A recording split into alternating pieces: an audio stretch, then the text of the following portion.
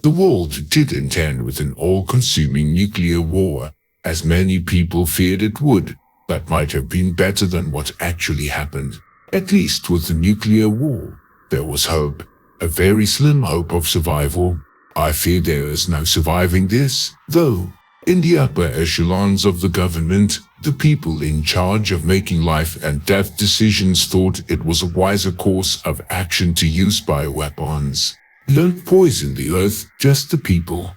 That was the propaganda they poured out to the public here in the US.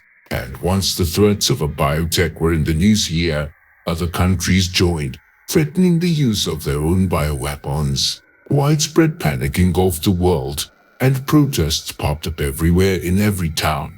It was the most united I had ever seen the citizens of the US, and I was proud to be among the protesters making my opinion heard. In those crowds of like-minded people, one voice could be multiplied until the sentiment was heard worldwide. The news coverage was constant. Like many others, I really believe the government was listening to us, not just here, but in all the other countries too. The threats of war were slowly and reluctantly replaced with truces.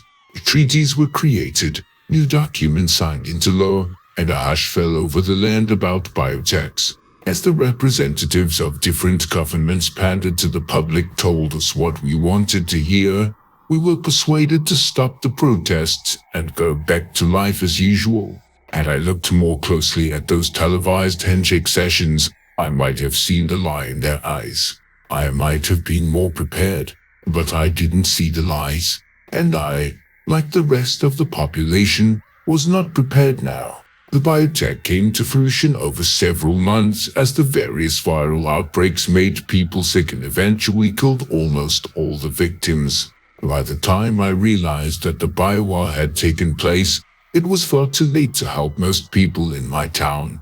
A new strain of flu quickly became an epidemic. We heard the warnings on TV one day, and 2 days later, businesses, schools, and public works were shut down, and the place looked like a ghost town.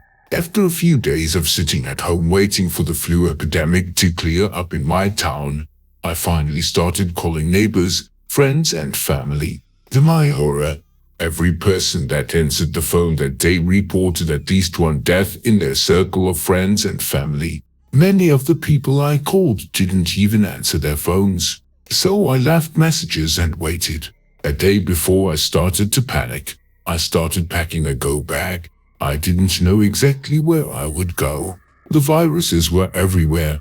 Hoping against hope that the sickness would start to clear up, I remained at home a few more days. I stopped seeing any movement from my neighbors' houses. No animals, no people, and only a few birds remained. The news reporters were even showing signs of illness, but they still worked to give us the latest reports about what was going on in the world.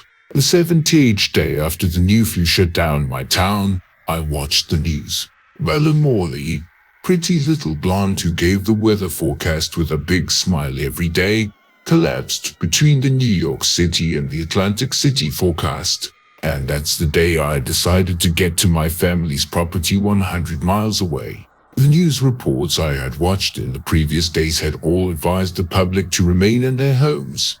I had done that. I didn't want to be around anyone with the flu and risk getting sick. But after Bella dropped on set, I knew this was much worse than anything that had ever happened before. I loaded everything I thought I might need into my truck and then secured a top over it all. As I went back inside for my last pack, my cell phone rang. I'd not been able to use my phone for the last 24 hours, but it turned out to be my buddy Ryan. He and I graduated from the same college as engineers the year before. He asked if I was sick, and I told him no. He wasn't sick either, but said that everyone in the suburbs where he lived was dead, including all their pets. He hadn't been able to get a hold of his family, who lived in the same general direction as mine, and I told him to come over and we would go together, stopping at his parents' house first. I put the TV back on the news station and sat with a beer, watching as the local anchor coughed and constantly dabbed at his forehead with a handkerchief. He kept apologizing, and after 15 minutes, I realized there had been no commercial breaks. After half an hour of no commercials, Bob Anchorman cleared his throat and said, "I'm sorry to be the one to tell you this, but there's no one left alive here. I'm the last. I am dying too. I can feel it. If you're watching this, find a place where the viruses can't travel and stay there. I'm going home now. I don't want it to go out like Bella in front of the cameras. Good luck and God bless." With that, he stood and staggered off camera, and I was left staring at his empty seat as it spun on its swivel for several seconds. Then there was nothing but the empty news desk and chairs. I switched channels and found that only channels that had programming were still on the air. No news, nothing live. The streaming internet channels, Facebook, Twitter, Instagram, and all the other social media sites were eerily silent and still. It was as creepy to me as being in a school that night when no one was there. There were places where there was supposed to be activity, people, drama, and there was nothing. Ryan arrived on foot. He told me that the roads were crammed with vehicles and bodies. He was pale and glassy-eyed as he told me of his journey to my house. As we left, we quickly ran into one of the roads blocked by vehicles. Neither of us got out to examine the few bodies we saw on the sidewalks and in cars in fear that my family might be dead turned into terror as I maneuvered off the road and onto the rougher terrain of the land. I drove through yards with gut-wrenching feeling of guilt. I mean, you're not supposed to drive through people's yards. It's just wrong. But I soon realized that nothing would ever be normal again ever outside town limits. I was able to get back on the road. It was a turn lane that twisted and turned, slowing our progress. At the bottom of the mountain lay another town, and I stopped at the convenience store for gas. The store was open, but there were no people present. I asked Ryan to go in with me, and we both entered, expecting to find bodies littering the floor. There was nothing. The radio was on behind the counter, and there was no music, only static. I turned on the gas pump, and Ryan carried cases of water to the truck. The whole time we were there, he carried things he thought we might need and kept telling me that this was the end. Everyone was dead. He worked himself into a frenzy and, quite honestly, got on my nerves. I wanted to fill my gas tank and get out of there. I didn't want to think about the possible end of the world getting control of himself. Ryan finally quieted. He sat silently staring out at the road as I drove away, and Ryan flipped the radio on. Static blied out of the speakers. There were no stations on air.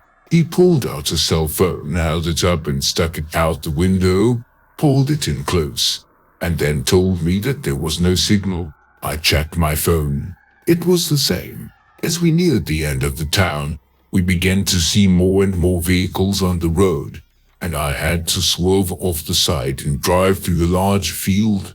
I didn't see any people inside the cars or lying around as I had in my town. And the road in this part of the new town was not like the main street in my town, where businesses lined each side.